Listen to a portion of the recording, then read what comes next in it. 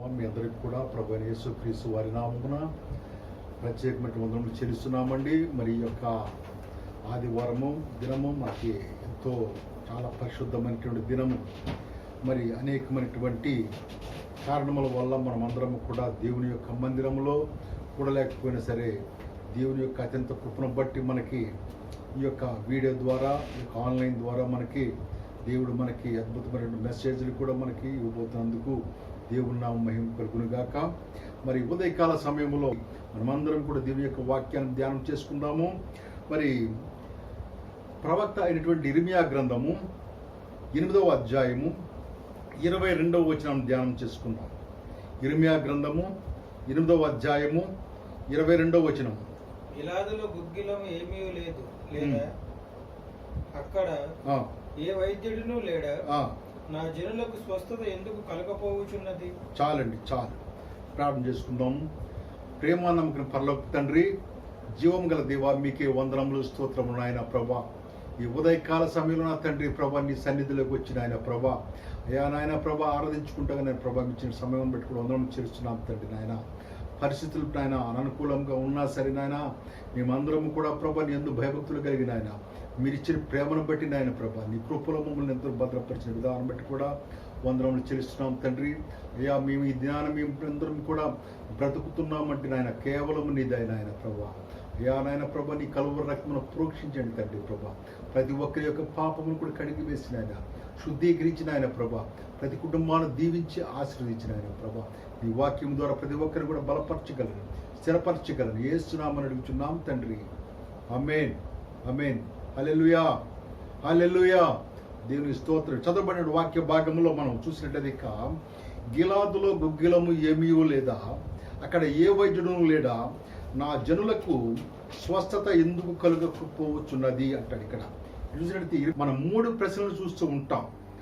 గుగ్గిలము ఏమీ లేదా, ఏ వైద్యుడు లేడా, నా జనులకు స్వస్థత ఎందుకు కలగకపోవచ్చున్నది. చూడండి, 3 క్వశ్చన్ మార్కులుగానే ఉన్నటువంటివిగా ఉంది. క్వశ్చన్ మార్కులు మిగిలిపోయినటువంటివిగా ఉన్నాయి. ఆ క్వశ్చన్ మార్క్ ఎవరి హృదయంలో అంటే ఇర్మియా హృదయంలో ఆ ప్రశ్నలు వెంటాడుతూ ఉన్నటువంటివిగా ఉన్నాయి.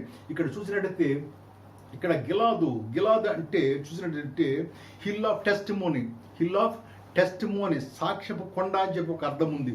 రెండవది ఏంటంటే మౌంట్ ఆఫ్ విట్నెస్, అంటే సాక్ష్యపు కుప్ప అని అర్థం అన్నమాట. చూసినట్టయితే ఇక్కడ మనం సాక్ష్యపు కుప్ప, సాక్ష్యపు హిల్ ఆఫ్ టెస్టిమోనీ అంటే సాక్ష్యపు కొండ అని చెప్పేసి దీని అర్థముగా ఉన్నటువంటిదిగా ఉంది. పరిశుద్ధ గ్రంథంలో చూసినట్టయితే ఈ గిలాదు అనేటువంటి మాట మొట్టమొదటిగా ఆదికాండము 31వ అధ్యాయము 21వ వచనములో చూసినట్టు మనకు కనబడుతూ ఉన్నటువంటిది అనమాట.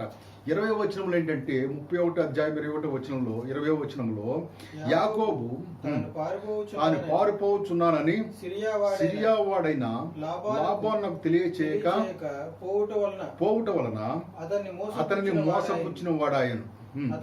అతడు తన కలిగినదంతయు తీసుకొని పారిపోయాను. చూడండి 21వ వచనంలో, అతడు లేచి నది దాటి గిలాదును కొండ తట్టు అభిముఖుడై వెళ్ళను అని ఉంటుంది అనమాట. ఎక్కడుందంటే ఇక్కడ మొట్టమొదటి గిలాద్ అనేది ఆది కాండము 31వ అధ్యాయము 21వ వచనంలో మనకు కనిపిస్తూ ఉంటుంది అన్నమాట. ప్రాంతము అది సుగంధ ద్రవ్యములతోనూ మంచి మందులు, ఔషధ మరి హెర్బ్స్తోనూ దినుసులతోనూ ప్రసిద్ధి చెందినటువంటి దేశముగా ఉంది. వాటికి సంబంధించిన వ్యాపారం కూడా అక్కడ జరుగుతూ ఉండేటువంటిది అనమాట. అక్కడ ఏంటంటే ఔషధములకు కావలసినటువంటి ఈ యొక్క ఆయుర్వేదిక్ హెర్బ్స్ అన్ని కూడా ఆ గిలాదులో మొట్టమొదటిగా దొరుకుతూ ఉండేటువంటివిగా ఉంది. అందుకని చెప్పేసి ఇక్కడ చూడండి, మీరు చూసినట్లయితే మనకి ఆదికాండం 37వ అధ్యాయం చూసినట్టు మనకి అక్కడ యేసేపుని అన్నలు ఏం చేస్తారు, వాళ్ళు ఆ గుంటలో పడేస్తారు అన్నమాట. తీసుకెళ్ళి యేసేపు మీద కోపంతో ఏంటంటే, అయ్యో మనం మాట్లాడి చెప్తానని చెప్పేసి ఆ గుంటలో పడేసినప్పుడు యోధా ఏమంటాడు, అయ్యా ఎందుకులే మనకి, ఎదుగో ఇస్మాయిల్ వస్తున్నారు, ఆ ఒంటెల మీద వచ్చేటువంటి వాళ్ళు ఉన్నారు చూసావా, వాళ్ళకి అమ్మేద్దాం మనం అని చెప్పేసి వాడు యోధా చెప్పినప్పుడు ఆ ఒంటెలు అమ్మేటువంటి ఆ ఇస్మాయిల్కి అమ్మేస్తూ ఉంటారంట. ఆ ఇస్మాయిల్ ఎక్కడ ఉన్నారంటే, ఎక్కడి నుంచి వస్తున్నారంటే వాళ్ళు ఐగుప్తు దేశమునకు తీసుకుని పోవాలని చెప్పేసి చూడండి. ఇక్కడ 37వ అధ్యాయము 25వ వచనం చూసినట్లయితే 37 ఆదికాండము 37:25లో వారు భోజనము చేయి కూర్చుండి భోజనం చేసి కూర్చుండి కన్నులెత్తి చూడగా ఐగుప్తునకు తీసుకొని పోవుటకు గుగ్గిలము మస్తకియు బోళమును మోయుచున్న ఒంటెలతో ఇష్మాయేలీయులు మార్గస్తులు గిలాదు నుండి వచ్చుచున్నటువంటి వారుగా ఉన్నారు. చూసినట్టు వాళ్ళు ఇస్మాయిల్ ఏం చేస్తారు? ఏం వ్యాపారం వాళ్ళది? సుగంధ ద్రవ్యములు చేసేటువంటి వ్యాపారం. గుగ్గిలం తీసుకెళ్ళి కొనుక్కున్నారు. ఇక్కడ నుంచి గిలాదు నుండి వస్తూ ఉన్నటువంటి వారుగా ఉన్నారు.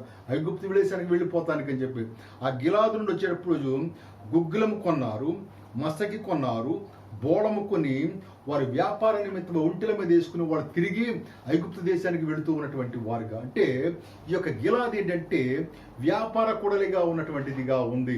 సుగంధ ద్రవ్యాలు పేరు ప్రఖ్యాతులు గాంచినటువంటిదిగా ఉంది.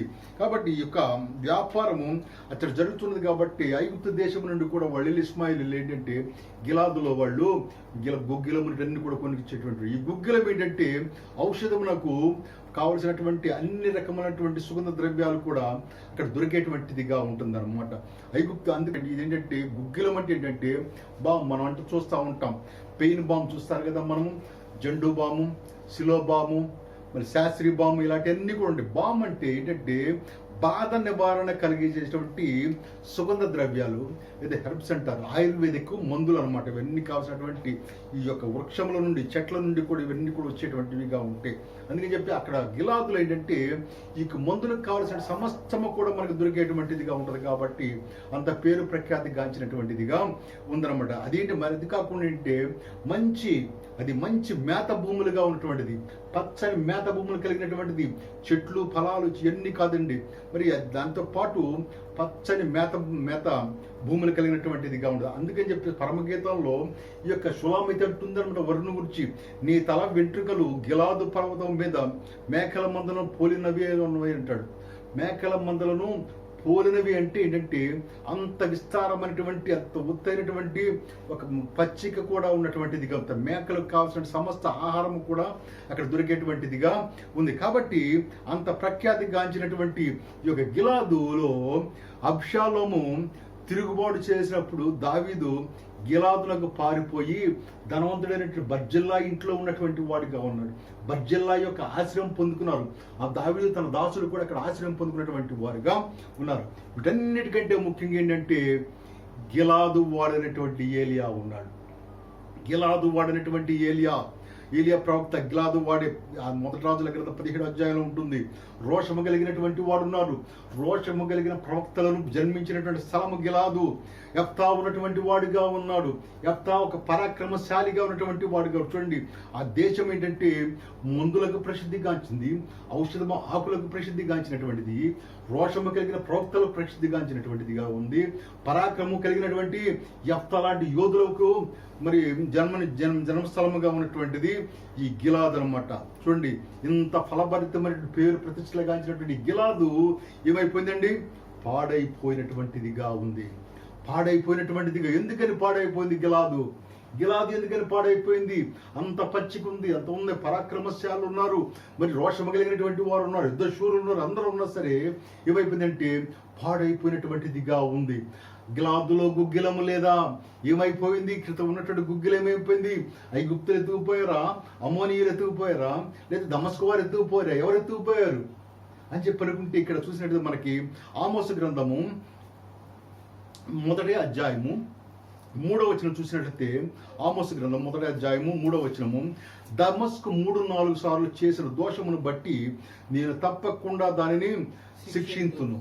ఏలయనగా దాని జనులు పంట దొళ్ళగొట్టు ఇనుప పని ముట్లతో గిలాదును నూర్చిరి. చూసారండి, అంత ఫలభరితమైన చెట్లు, చేమలు, ఫలాలు, ఔషధాలు ఉన్నటువంటి భూములు ఏం చేశారంటే వాళ్ళు దమస్కు వారు, సిరియా వారు ఏం చేశారంటే వాటన్నింటి కూడా నూర్చివేసినటువంటి వారుగా ఉన్నారు. ఎందుకని వాళ్ళు నూర్చేసినటువంటి తర్వాత 13వ వచనం చూసినట్టు అదే 1వ అధ్యాయంలో యెహోవా సెలవిచ్చినది ఏమనగా, అమోనీయులు 3-4 సార్లు చేసిన దోషమును బట్టి నేను వారిని శిక్షిస్తానంటాడు అనమాట. ఏలయనగా తమ సరిహద్దులను మరి విశాలము చేయదలిచి గిలాదులోని గర్భిణీ స్త్రీల కడుపులను చీల్చి చూసినట్టు మొదట చూసినట్టయితే దమస్కు వారు ఏం చేశారు? గిలాదులు ఏం చేశారండి?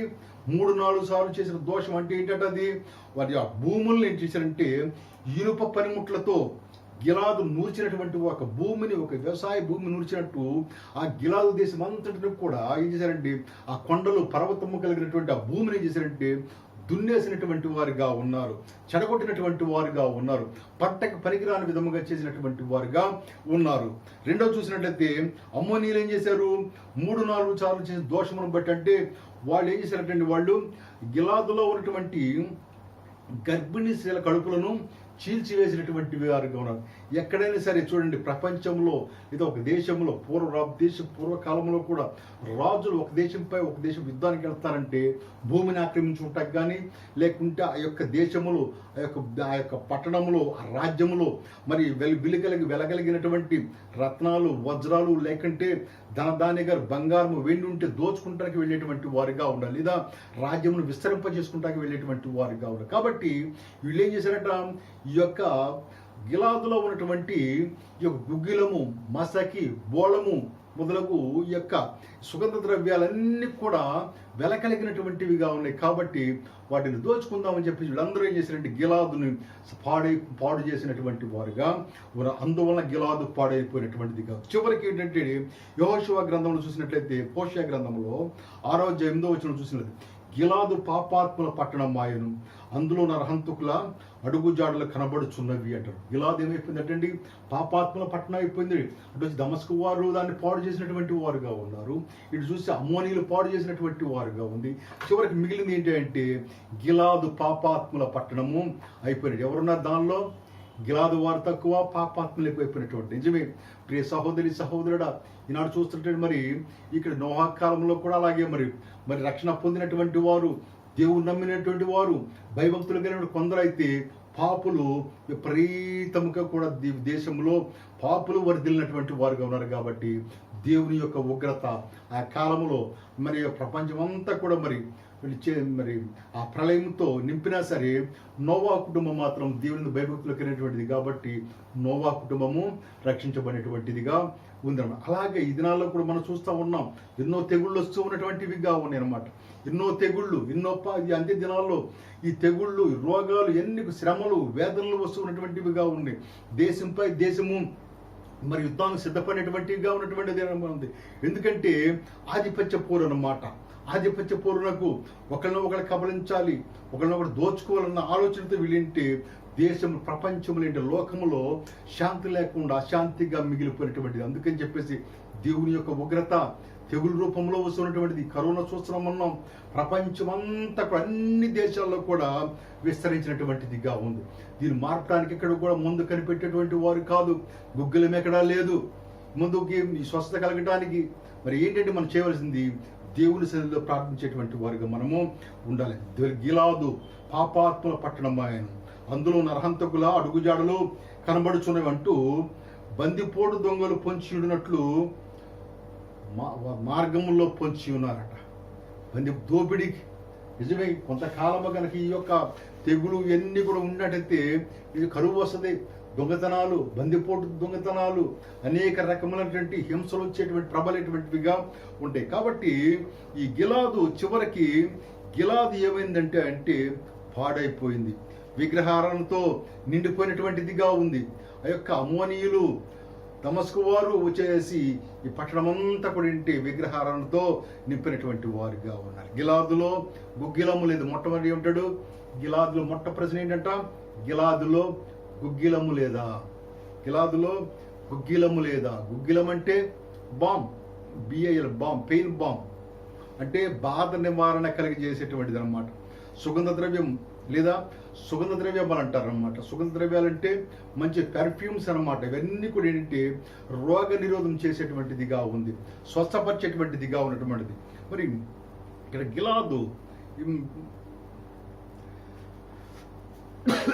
ఈ రోషము కలిగినటువంటి ప్రవక్తలకి మరి పరాక్రమశాలిగా ఇచ్చినటువంటి ఈ యొక్క గిలాదు ఏంటంటే ఈ యొక్క హిల్ ఆఫ్ టెస్టిమోనీగా పేరు పొందినటువంటి సాక్షి పర్వతాన్ని కొండ సాక్షి పర్వతాన్ని పేరు పొందినటువంటి లేదా సాక్షి కుప్పని పేరు పొందినటువంటి గిలాదు నాశనము చేయబడినటువంటిదిగా ఉంది.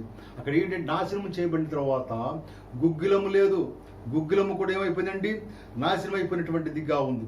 అందుకని చెప్పేసి ఇర్మియా గ్రంథం 51వ అధ్యాయంలో మొదటి వచనంలో చెప్తాడు, మరి ఇదిగో నేను బబులోను మీదికి దానిలో కాపురం చేసి నాకు విరుద్ధముగా లేచిన వారి మీదికి ప్రచండమైన వాయువును రప్పించదును. చూసారండి, ఇక్కడ చూసినట్లయితే ఇక్కడ ఇర్మియా ప్రవక్త ప్రవచిస్తూ ఉన్నటువంటి వాడు దేవుని యొక్క వాక్కు, ఇదిగో నేను బబులోను మీదికి దానిలో కాపురం చేసి నాకు విరోధముగా లేచిన వారి మీదికి ప్రచండమైన వాయువును రప్పించేది. ఆ వాయువే వినాశనకరమైనటువంటి ఆత్మ, వినాశనకరమైనటువంటి తెగులు రప్పిస్తానని చెప్పేసి ఇక్కడ దేవుని యొక్క వాక్యం సెలవిస్తుంది అనమాట. దానిని చూచి అంగలార్చుడి. చూడండి 8-9 వచనాలు చూసినట్లయితే 51వ అధ్యాయంలో, ఇర్మియా గ్రంథము 51వ అధ్యాయంలో 8-9 వచనాలు చూసినట్లయితే బబులోను నిమిష మాత్రములోనే కూలి తుత్తినీయులైన దానిని చూచి అంగలార్చుడి, అది స్వస్థత నుండునేమో, దాని నొప్పి కొరకు గుగ్గిలము తీసుకుని రండి. చూసినట్లయితే ఎలా ఉందంటే, ప్రస్తుతం చూస్తుంటే ప్రపంచ దేశాల పరిస్థితి ఏంటంటే ఆనాడు బబులోను యొక్క పరిస్థితి లాగా ఉన్నటువంటిదిగా ఉంది. బబులోను నిమిష మాత్రములోని కూలి తుత్తినులు అని చూడండి, ఎంతో గొప్ప గొప్ప దేశాలు కూడా ఏంటంటే నిమిషం మాత్రంలో కొద్ది దినాల్లో ఏంటంటే భయంకరమైనటువంటి మరణాలతో మరి ఎంతో అల్లల్లాడుతూ ఉన్నటువంటి విలపిస్తూ ఉన్నటువంటిదిగా ఉంది. ఎవరు సహాయం చేస్తారని చెప్పేసి నలుదిక్కులు కూడా చూస్తూ ఉన్నటువంటి వారుగా ఉన్నారు. మరి అలాంటి దేశాలు చూసినట్లయితే ఇటలీ దేశం ఉంది, అమెరికా దేశం ఉంది, స్పెయిన్ ఉంది, మరి ఇలాంటి ఎన్నో, చైనా, మరి భారతదేశం కూడా మరి చాలా తక్కువ, కానీ మనం కూడా అలాంటి పరిస్థితిలోనే ఉన్నటువంటి వారుగా మనము ఉన్నాం. కాబట్టి దానిని చూచి అంగలార్చుడి, అది స్వస్థత నుండునేమో, దాని నొప్పి కొరకు గుగ్గిలము తీసుకొని రండి. గుగ్గిలము అంటే పెయిన్ బామ్, దాన్ని స్వస్థపరచడం ముందు కొనివ్వండి. ఆ ముందు లేదు, ఇంతవరకు కూడా కనిపెట్టేటువంటి వారు లేరు. ఆ కరోనా వ్యాధి దినదినము కూడా ప్రబలుతూ ఉన్నటువంటిదిగా ఉందన్నమాట. రోజుకి ఎన్నో వందల వేల మరణాలు కలుగుతూ ఉన్నటువంటి ఆ యొక్క కేసులు ఎక్కువైపోతూ ఉన్నటువంటిదిగా ఉంది. ప్రపంచంలో ఉన్నటువంటి పాలకులు ఎంతో గందరగోళంలో ఉన్నటువంటి వారుగా ఉన్నారు. వాళ్ళు చేయనటువంటి ప్రయత్నము లేదు, సైంటిస్ట్ చేయనటువంటి ప్రయత్నము లేదు, దైవజనుల యొక్క ప్రార్థన, ఇవన్నీ కూడా జరుగుతూ ఉన్నటువంటివిగా ఉన్నాయి. కానీ ఇంతవరకు కూడా ఏంటంటే ఆ తెగులు నివారణకు ముందు కనిపెట్టలేనటువంటి వారు కాదు. ఒకవేళ దాని నొప్పి కొరకు గుగ్గిలము తీసుకుని అని చెప్పి అంటున్నాడు. గుగ్గిలము తీసుకొచ్చినా సరే ఏంటంటే అసలు అది స్వస్థత నొందలేదు, దాన్ని విడిచిపెట్టుడి అంటాడు. ఇక్కడ మనం బబులోను స్వస్థపరచగోరితిమి, అయితే అది స్వస్థత నొందలేదు, దాన్ని విడిచిపెట్టుడి అంటాడు. మన దేశములకు వెళుదాము రండి, దాని శిక్ష ఆకాశమంత ఎత్తుగా సాగుచు. చూసినట్టు నిజమే. మరి చూసినట్టయితే భయంకరంగా రోజు రోజు కూడా కరోనా యొక్క వ్యాధి దినము కూడా ప్రబలుతూ ఉన్నటువంటిదిగా ఉందన్నమాట. కాబట్టి ప్రియ సంగమా, ప్రియ సహోదరి సహోదరుడా, దేవుని బిడా, మీకు చెప్తులకి నమస్కారం చేస్తున్నాం. ప్రతి ఒక్కరు కూడా దేవుని సన్నిధిలో ప్రార్థించేటువంటి వారుగా ఉంటారు.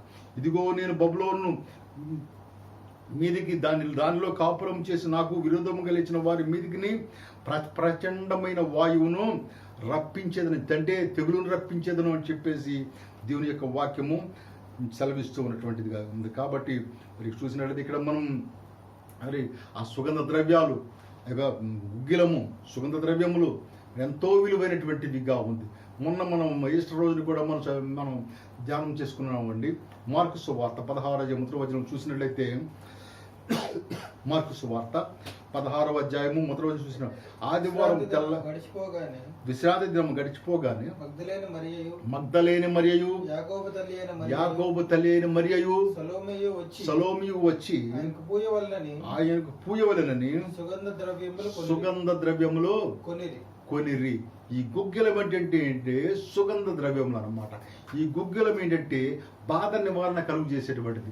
ఈ గుగ్గిలం ఏంటంటే సుగంధ ద్రవ్యాలే కదండి. ఇది ఏంటంటే గాయపడినటువంటి వారికి, చనిపోయినటువంటి వారికి కూడా రాసేటువంటిది, పూసేటువంటిగా ఈ యొక్క ఔషధములుగా గుణం కలిగినటువంటిదిగా ఉంది. కాబట్టి దీని చాలా విలువైనటువంటివిగా ఉంది. అందుకని చెప్పేసి ప్రభువునకు పూయాలని చెప్పేసి విశ్రాంతి దినమున తెల్లవారుచుండగానే మగ్దలేనే మరియను ఇంకా వీళ్ళందరూ కూడా ఏం చేశారంటే తీసుకొని సుగంధ ద్రవ్యములు తీసుకొని ప్రభు పూయాలని చెప్పేసి ప్రభు సమాధి దగ్గరికి వెళ్ళినటువంటి వారుగా ఉన్నాడనమాట. అంతేకాకుండా యేసేపు కూడా తన తండ్రి అయినటువంటి ఇశ్రాయేలు చనిపోయినప్పుడు ఇక్కడ చెప్తాడు. ఇక్కడ 50వ అధ్యాయంలో, ఆదికాండం 50వ అధ్యాయం 2-3 వచనం చూసినట్లయితే, యేసేపు తన తండ్రి ఇశ్రాయేలు శవము సిద్ధపరచవలని తన దాసులైన వైద్యులకు ఆజ్ఞాపించను. దేంతో సిద్ధపరచమన్నాడు? సుగంధ ద్రవ్యములతో సిద్ధపరచమని చెప్పినటువంటి వాడిగా ఉన్నాడు. సుగంధ ద్రవ్యములతో సిద్ధపరచబడినటువంటిగా. గిలాది పాడైపోయిను, గుగ్గిలము లేదు. కానీ నూతన నిబంధన కాలంలో ప్రభువు యేసుక్రీస్తు వారు మానవుల పాపములను స్వస్థపరచుటకు ఆయన సిలువలో కార్చిన పరిశుద్ధ రక్తమే మనలను స్వస్థపరచునమాట. ఆనాడు పాత నిబంధన కాలంలో గుగ్గులమును ఉపయోగించేటువంటి వారుగా ఉన్నారు. నేడు ఈ కృపకాలంలో ప్రభువు యేసుక్రీస్తు వారు మనిషి కుమారుడిగా ఈ లోకంలో జన్మించి రక్షకుడిగా మన యొక్క బాధలను, మన పాపములను క్షమించువాడిగా ఈ లోకములో ఆయన 3.5 సంవత్సరములు కూడా సేవ చేసి అనేక మందిని స్వస్థపరిచినటువంటి వాడిగా ఉన్నాడు. దేవుని యొక్క వాక్కులో శక్తి ఉన్నటువంటిదిగా ఉంది. దేవుని యొక్క వస్త్రములో శక్తి ఉన్నటువంటిదిగా ఉంది. దేవుని యొక్క శరీరములో కూడా ఆయన శక్తి ఉంది. దేవుని దగ్గర వచ్చేటువంటి వారు స్వస్థపరిచారు. దీని యొక్క వాక్ ద్వారా స్వస్థపరిచినటువంటి వాడుగా ఉన్నాడు. దేవుని దగ్గరికి దేవుని అంగీకరించినటువంటి వారిని కూడా ప్రభువు స్వస్థపరిచినటువంటి వాడిగా ఉన్నాడు. కాబట్టి ప్రభువులో మనకి స్వస్థత కలుగుద్ది అనమాట. అందుకంటాడు, యేసు రక్తము ప్రతి పాపము నుండి మనలను పవిత్రులుగా చేయనట్టు. యేసు రక్తము ప్రతి పాపము నుండి మనలను పవిత్రులుగా చేయరు. ఈనాడు యేసు రక్తమే గుగ్గిలం మనకి. మనందరికి కూడా యేసు రక్తమే మన గుగ్గిలముగా ఉన్నటువంటిదిగా. నిన్ను స్వస్థపరచు యెహోవా నేను సెలవిస్తూ ఉన్నటువంటి వాడుగా ఉన్నాడు. మన ఏమండి, నిన్ను స్వస్థపరచు యెహోవాను నేనే ఒక వాగ్దానం ఇస్తూ ఉన్నటువంటి వాడుగా ఉన్నాడు. ఆయన వైపు తిరిగేటువంటి వారుగా మనం ఉండాలన్నమాట. ఇక గుగ్గిలము ఎంతో విలువైనటువంటిది ఆ రోజుల్లో. కానీ గిలాదులో గుగ్గిలము లేదా? గిలాదులో గుగ్గిలము లేదా? స్వస్థపరిచేయడానికి ఒక ముందు కూడా లేదా? ఎక్కడ కూడా లేనటువంటిదిగానే ఉన్నటువంటిది. ప్రభువుని కలుసుకోవాలి. మనం ప్రభువుని కలిగి ఉండాలి. ప్రభు సన్నిధిలో మనం మోకరించేటువంటి వారిగా ఉండాలి. ప్రభువుకు మొరపెట్టేటువంటి వారిగా. ఏ బాధ అయినా, శ్రమ అయినా సరే, వేదనైనా సరే, దుఃఖమైనా సరే ప్రభువును వేడుకో. నువ్వు ప్రభువును వేడుకున్నప్పుడు ఏంటంటే మనకి ఏంటంటే స్వస్థత లభించేటువంటిదిగా ఉంటుంది. ఆయన పక్షవాయువు కలిగినటువంటి వారిని లేపినటువంటి వాడిగా ఉన్నాడు కదండి. పక్షవాయువు కలిగినటువంటి వారిని లేపినాడు. కపెర్నహూములో అనేకమైనటువంటి అద్భుతములు జరిగించినటువంటి వాడిగా ఉన్నాడు. అలాంటి ప్రభువు మనం కలిగి ఉంటే మనం స్వస్థపరిచేటువంటి వాడిగా ఉంటాడు. రెండవది ఏంటంటే, ఏ వైద్యుడును అక్కడ లేడా? ఏ వైద్యుడు చూడండి, ఈ రోజుల్లో అనేకమైన రోగాలకి వైద్యుడు లేకుండా పోయినటువంటి వారు. అంటే వైద్యులు ఉన్నారు, కానీ ఆ యొక్క మందు కనిపెట్టలేకపోయినటువంటి వారుగా, వైద్యం చేసేటువంటి వారుగా లేరన్నమాట. అక్కడ ఏ వైద్యుడును లేడా? ఎక్కడ? గిలాదులో ఏ వైద్యుడును లేదా? ముందు లేనప్పుడు ఇంకా వైద్యుడు ఎక్కడ ఉంటాయండి? ముందుంటేనే కదా వైద్యుడు ఉండేది. ముందుంటేనే కదా మెడిసిన్ ఉంటే కానీ, ఔషధం ఉంటే కానీ వైద్యుడు ఉండు. ఆ వైద్యుడు ఏ ఔషధం ఇస్తే వీళ్ళు స్వస్థపడతారో అది చూసి అక్కడ ఏం చేశాడు? ఆ మెడిసిన్ ఇచ్చేటువంటి వాడిగా ఉంటాడు. అక్కడ ఏ వైద్యుడు లేడా? ఎవరు వైద్యుడు? ఈ వైద్యులు చూసినట్లయితే, ఈ లోకంలో చూసినట్లయితే, ఈ వైద్యులు ఏం చేస్తున్నారంటే, ఈ లోకంలో చూసినట్టు ఎక్కడ కూడా ఏంటంటే మనకి చూస్తాం. మనం ఎన్ని చూసినా సరే అది ఎలా ఉంటుందంటే మనకి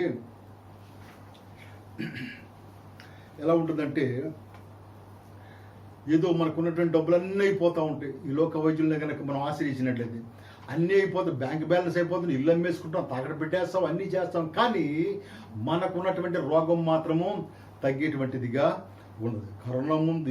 కరోనాకి ఇంతవరకు ముందు ఉందా? ఏమీ లేదు. ఏ వైద్యులు కూడా స్వస్థపడలేకపోతున్నారు. వైద్యులే స్వస్థత లేక మరణిస్తూ ఉన్నటువంటి వారుగా ఉన్నారు. మొన్న ఈ మధ్య కాలంలో చూసాం న్యూస్లో 2 డాక్టర్లు కూడా చనిపోయినటువంటి వారుగా ఉన్నారు.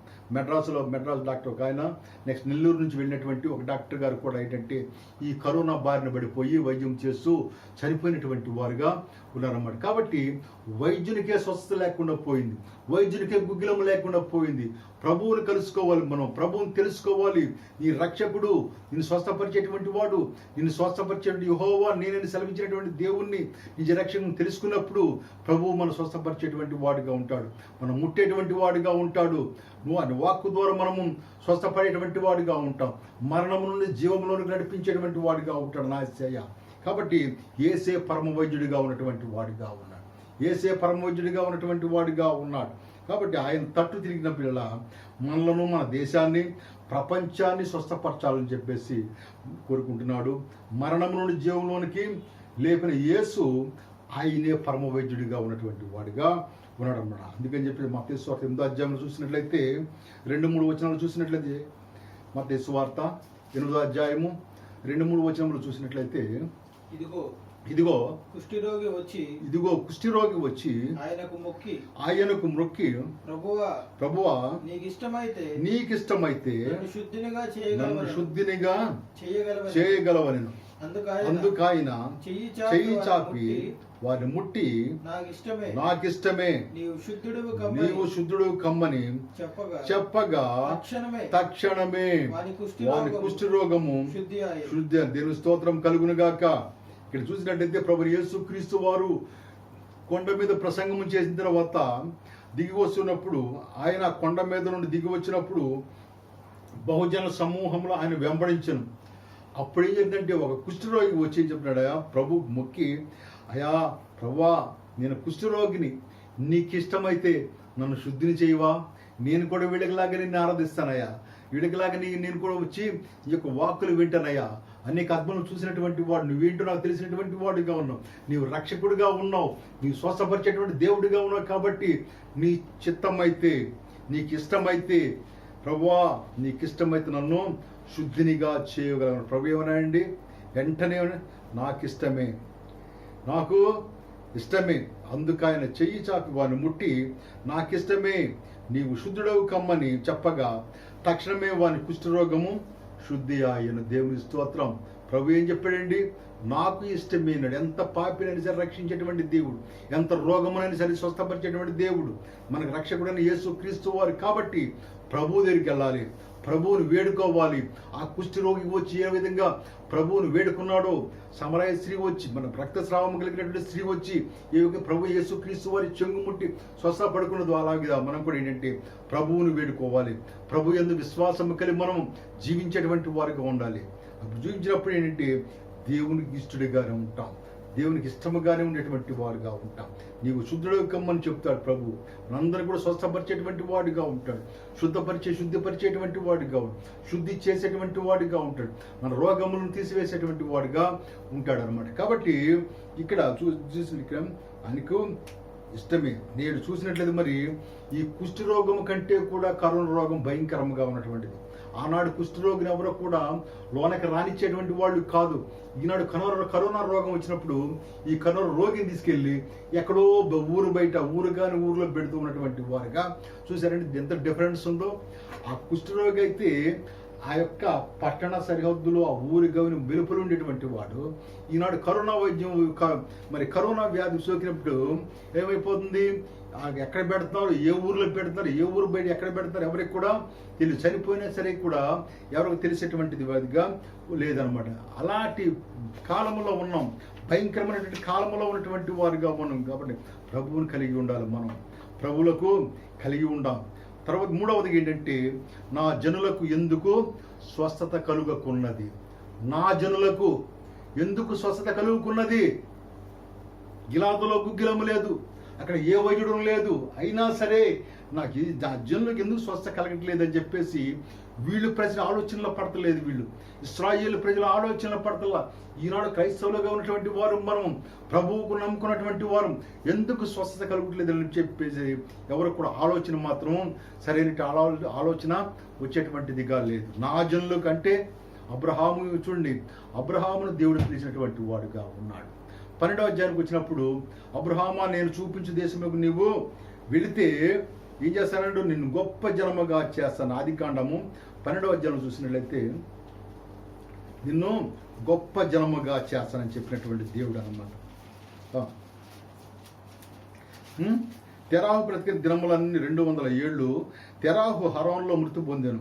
యెహోవా నీవు లేచి నీ దేశము నుండి నీ బంధువుల నుండి నీ తండ్రి ఇంటి నుండి బయలుదేరు, నేను నీకు చూపించు దేశమునకు వెళ్ళుమని చెప్పినప్పుడు అబ్రహాం ఏం చేసింటే తాను చూడనటువంటి దేవుని యొక్క వాక్కు ప్రకారం బయలుదేరి నడిచినటువంటి వాడుగా. ఎంత విశ్వాసం అంటే అబ్రహాముకున్నటువంటి విశ్వాసము. దేవుడు ఒకే ఒక మాట, అబ్రహామా నీవు లేచి నీ దేశము నుండి నీ బంధువుల యొద్ద నుండి నీ తండ్రి ఇంటిని బయలుదేరి నేను నీకు చూపించు దేశమునకు నీవు వెళ్ళమని సెలవిస్తూ ఉన్నటువంటి. ఎప్పుడైతే అబ్రహాము దేవుని యొక్క మాటకు లోబడ్డాడో అబ్రహాముని దేవుడు ఆశ్రయించి మొదలుపెట్టినటువంటి వాడు కాదు. అబ్రహాము మారు మాట్లాడినటువంటి వాడు కాదు. తన భాష శారాయి తీసుకున్నటువంటి వాడు. అబ్రహాము లోతు కూడా బయలుదేరి ప్రయాణమవుతూ ఉన్నటువంటి వాడుగా ఉన్న. అయ్యా ఎంతో ఇచ్చినటువంటి వాడివి, ఎంతో ఆశ్రయించినటువంటి వాడు అని చెప్పేసి అనుకున్నప్పుడు నీకు వాగ్దాన పుత్రుని ఇస్తానని చెప్పేసి ఇస్సాకునిచ్చినటువంటి వాడు. ఇక్కడ చూసినట్లయితే కల్దీయుల ఊరుల పట్టణం నుంచి విడిచి వచ్చిన తర్వాత అబ్రహామును దేవుడు ఆశీర్వదించాడు. ఆ తర్వాత అబ్రహాముకి ఇస్సాకును వాగ్దాన పుత్రుడిగా ఇచ్చి ఆ వాగ్దాన పుత్రుడైనటువంటి ఇస్సాకును గెరార్లో ఆశీర్వదించినటువంటి వాడుగా ఉన్నాడు. గెరార్లో అంటే దేవుని యొక్క ఆశీర్వాద నిబంధన అబ్రహాములో నెరవేరి దాని నుండి ఇస్సాకులో నెరవేరినటువంటిదిగా ఉంది. అంటే అక్కడ నుండి ఏమిటందట, ఇస్సాకు కలిగినటువంటి కుమారుడు, చిన్న కుమారుడు యాకోబులో నెరవేరినటువంటిదిగా ఉంది. యాకోబులు నెరవేరినటువంటిదిగా ఉంది. ఇస్సాకుని దేవుడు గెరారులో ఆశ్రయిస్తే యాకోబుని ఎక్కడ ఆశ్రయించాడు? బేతేల్లో ఆశ్రయించినటువంటి వాడుగా ఉన్నాడు.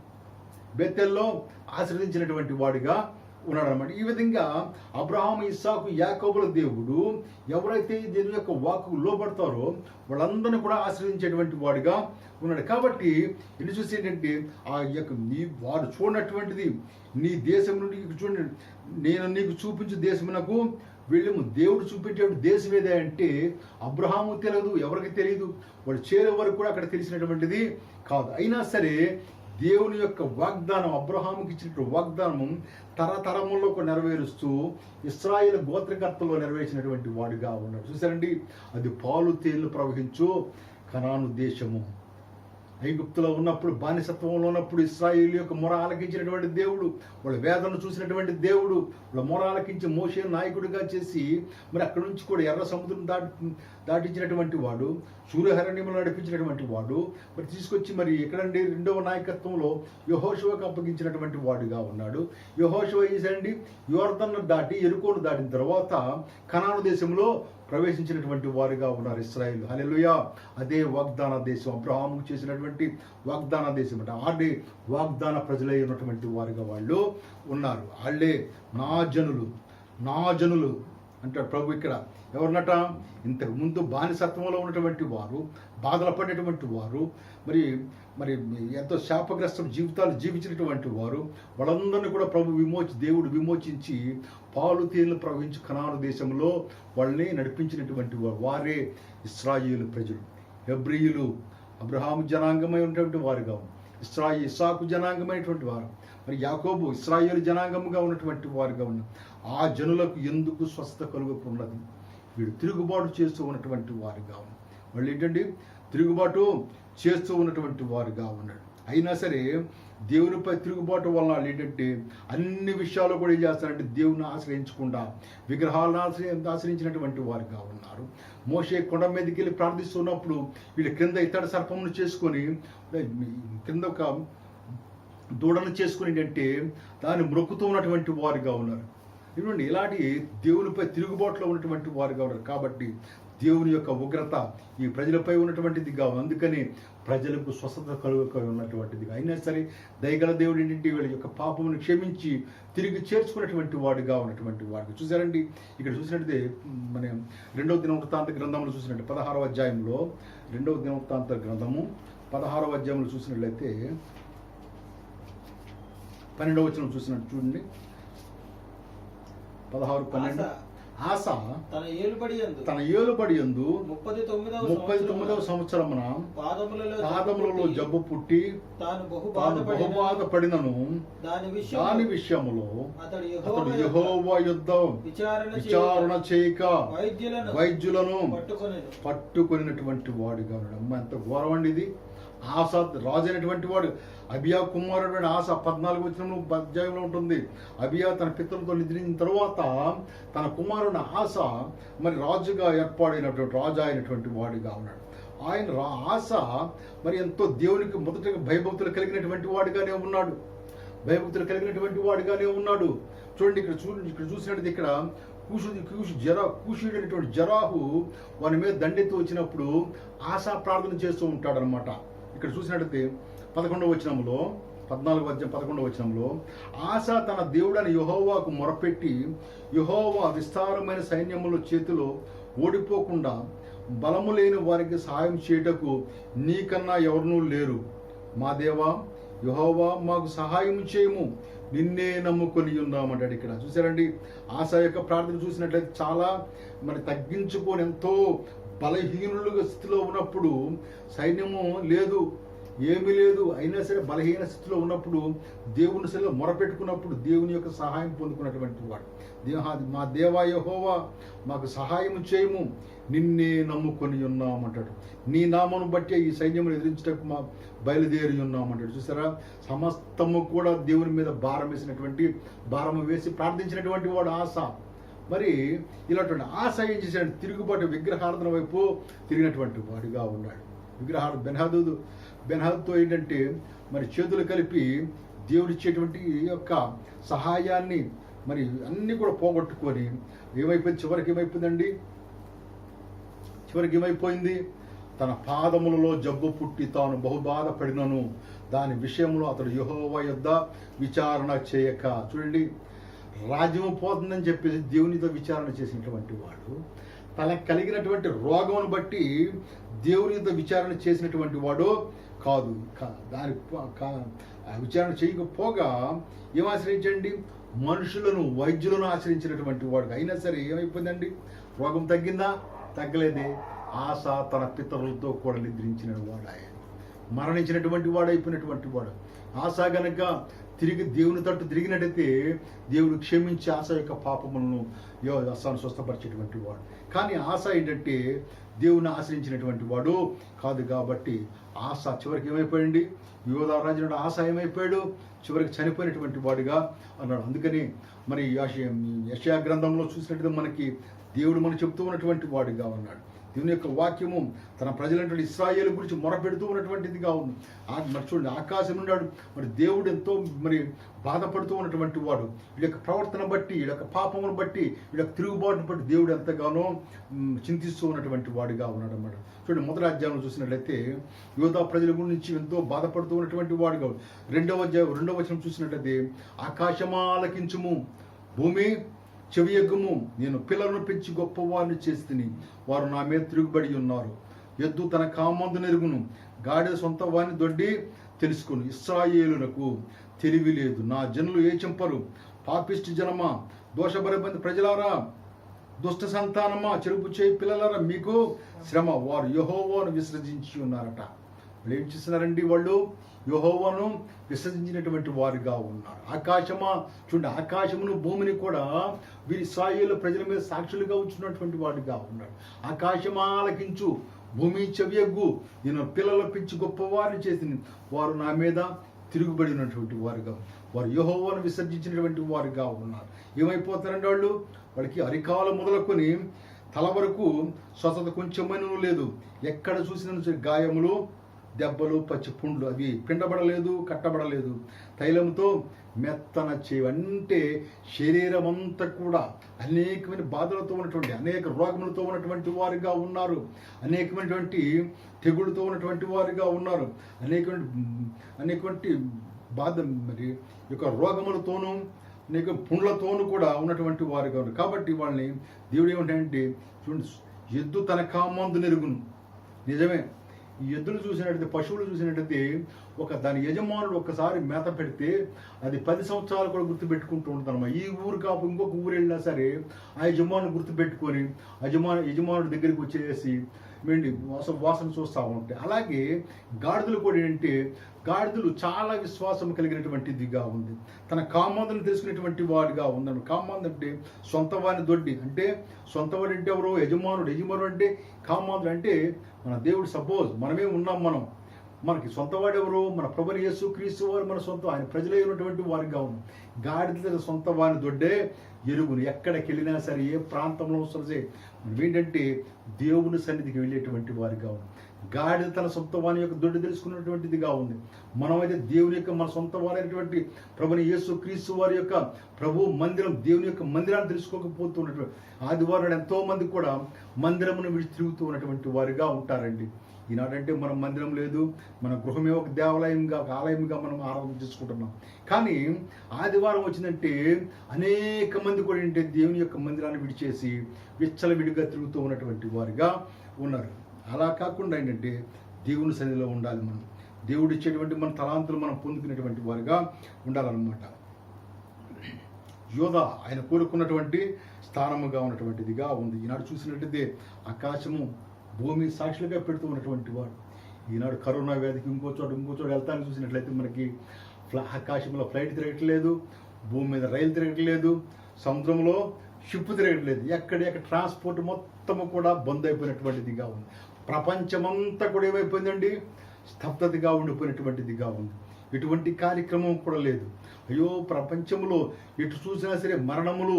ఎందుకని చెప్పి పాపం వల్ల జీతము మరణం. పాపము విస్తరించి ఉన్నప్పుడు ఎప్పుడంటే మరణములు సంభవిస్తూ ఉంటాయి అన్నమాట. అందుకని చెప్పి చివరికి చూసినట్లయితే 139 కీర్తనలో 5వ వచనం చూసినట్లయితే 139 కీర్తన 5వ వచనము,